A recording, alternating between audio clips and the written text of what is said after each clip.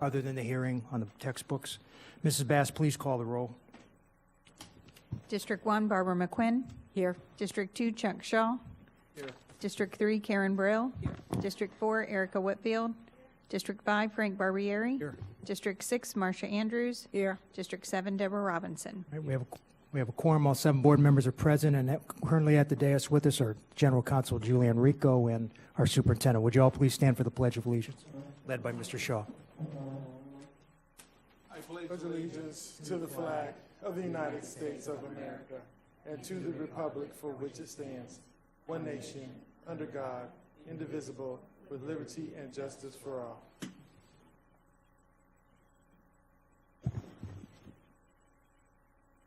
Superintendent, do you have any items to add or withdraw?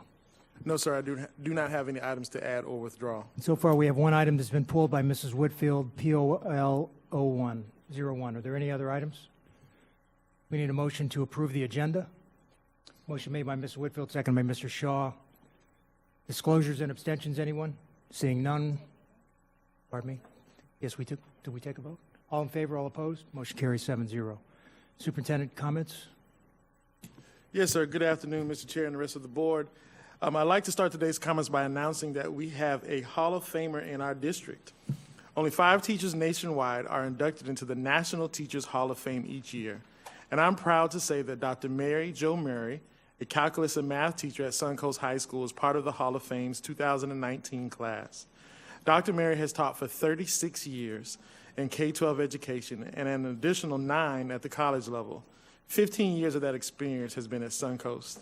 Her principal, Karen Wetzel, says that Dr. Mary's caring spirit for both her students and colleagues makes her an excellent choice for the Hall of Fame.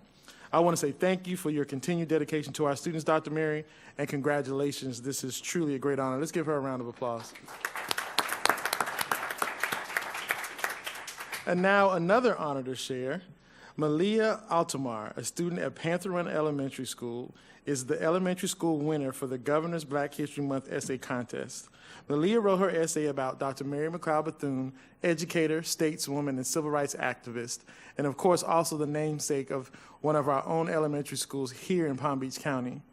Malia was honored by Governor and Mrs. DeSantis at the Governor's Mansion during a special ceremony and received a 4-year prepaid college scholarship for her work. A college scholarship secured in an elementary school. Wow.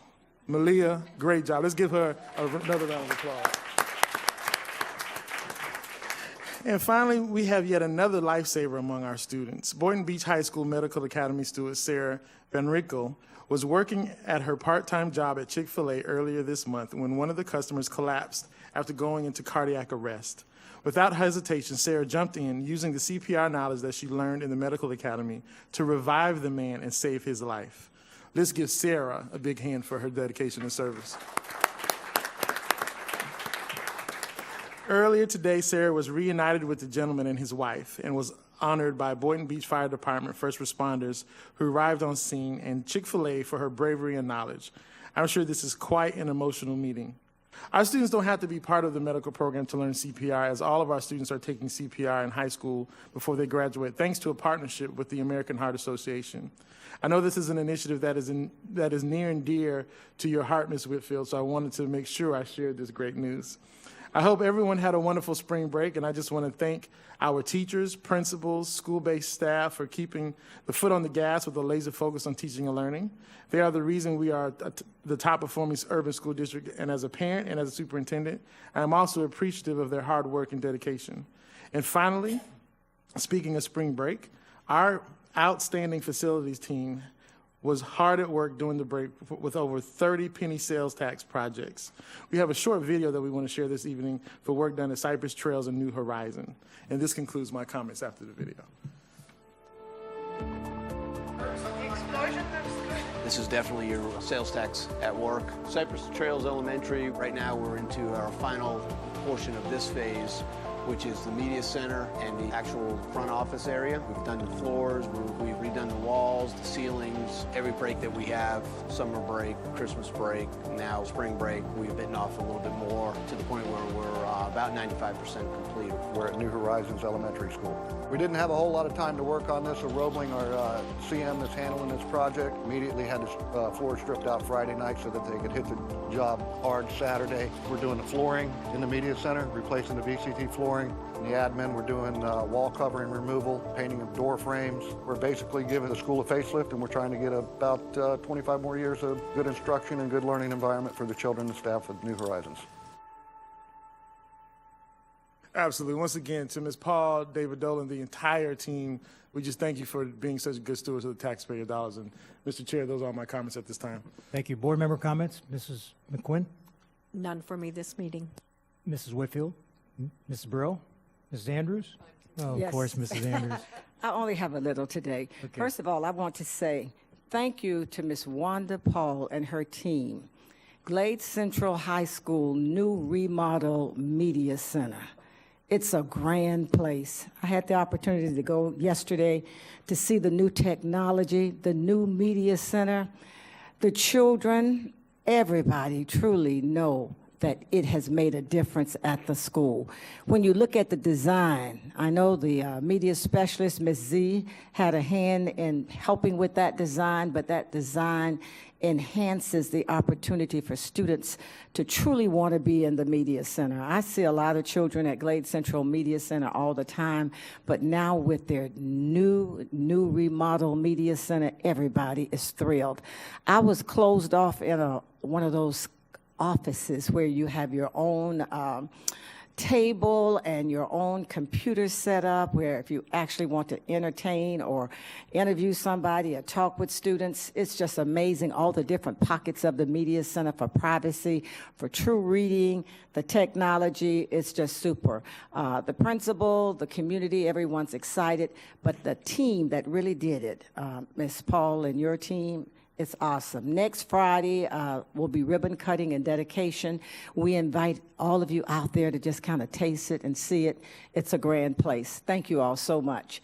And lastly, at Gove Elementary School, the Spanish spelling bee. 52 students, you may have already seen the video, dressed so beautifully, so smart, was spelling those words in Spanish.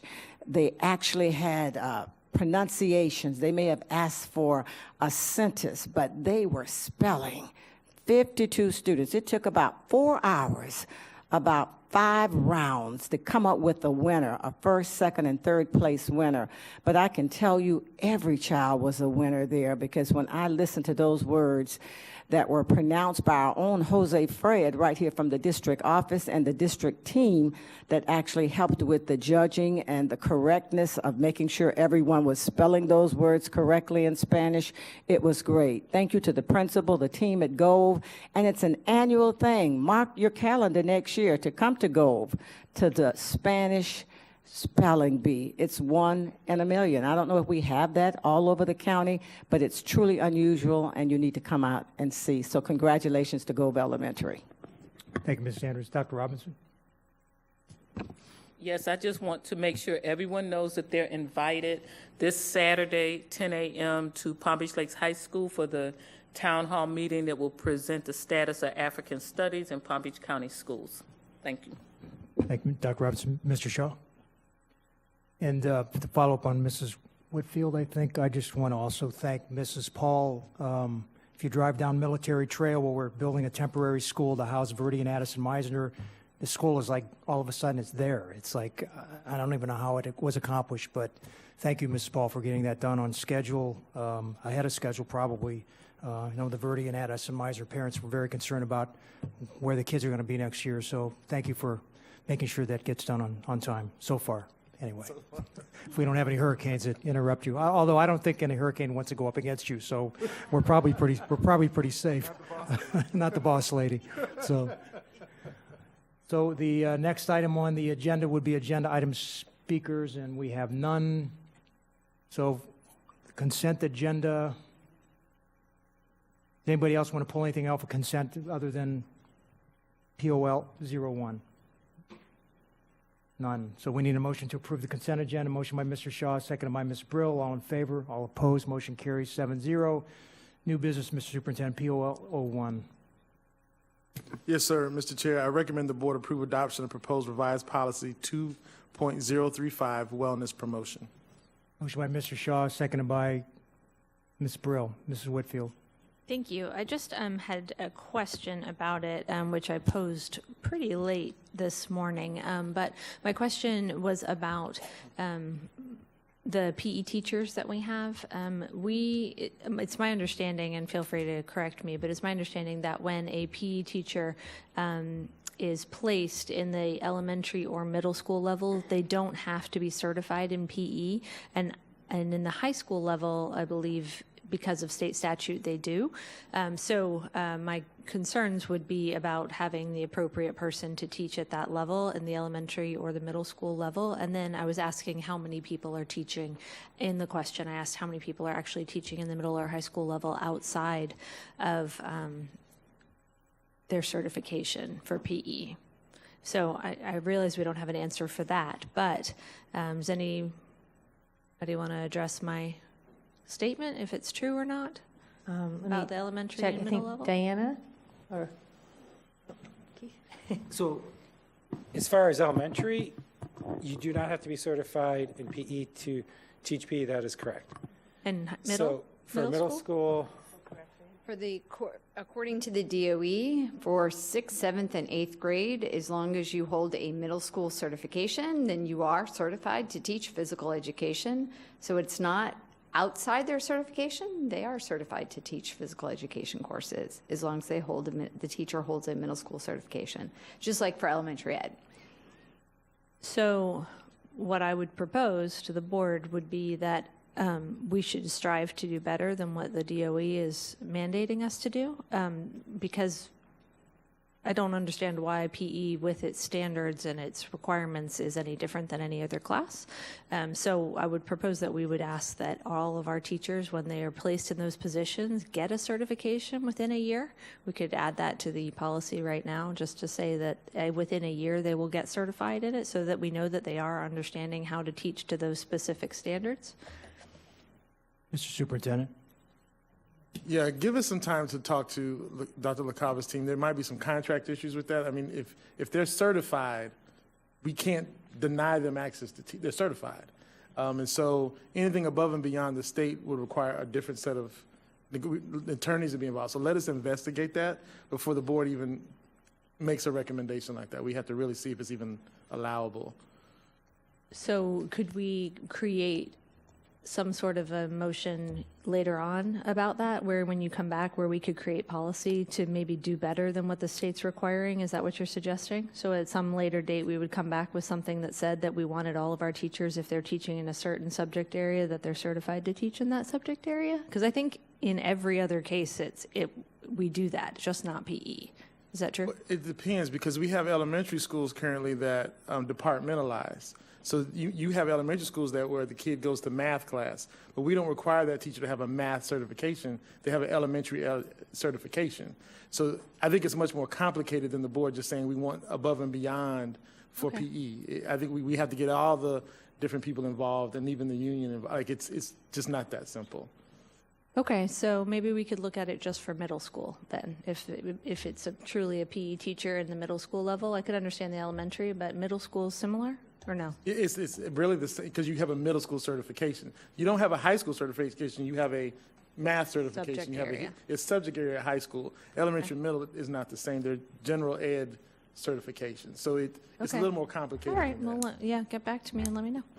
Mr. Shaw. Anything we can do. Thank you. I think we may be almost talking about apples and oranges on this one, because Mr. Oswald, from my experience, an elementary teacher by certification can teach phys ed.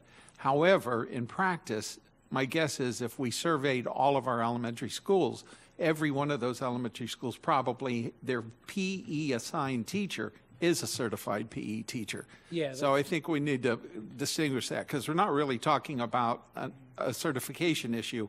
We're talking about more practice because there's a difference between certification and who's teaching phys ed. Correct. And to the superintendent's point, I think we need to get current state first of where we stand. Thank you. Just have more time for that. Yeah, we'll do that. Thank you. That's it. Any That's it. further discussion? That's all. All I in was gonna favor of the ask. superintendent's recommendation, the motion? Opposed? Motion carries 7-0. Mr. Superintendent, TL2. Yes, Mr. Chair, TL2. This is an open hearing, so there won't be any action taken by the board, it's just for informational purposes. Okay. Say that again. Oh, we're on instructional materials? Yeah, you guys need to come on up. I'm sorry, Mr. Oswald. Yeah, I don't think there's any assigned speakers. This is just materials that we are considering purchasing in the near future, and because of the policy change and the statute change about a year and a half ago, we have to have these hearings. We've done this before, and if we do purchase this, we'll probably more than likely come to the board for action in a May board meeting. And the materials are also in the board office for your review as well. I can ask a question. So how those books that are up there, I looked through some of them. So is that for just 1 year? That's for next year? And then we buy these books every year, these kind of books, these paperbacks that I saw up there? Yeah, those books are part of a pilot and part of the strategic plan initiative around pre-K to grade 2 and the core knowledge language arts materials. So those are to phase in the additional schools, correct, Ms. Fetterman? Additional schools that are enrolling up a grade? Correct. So at this point, we have 30 schools that have been part of this pilot.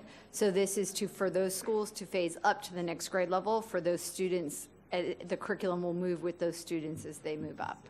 Okay. Questions by board members? Ms. Brill? No, there's no motions on this. This was just for information for us to ask questions. And since none of you have questions, well, in a hurry to get home. All right, thank you very much. We need a motion to adjourn. So moved. Motion by Mr. Shaw, second by Mrs. Andrews. All in favor, all opposed, motion carries. Meeting is adjourned.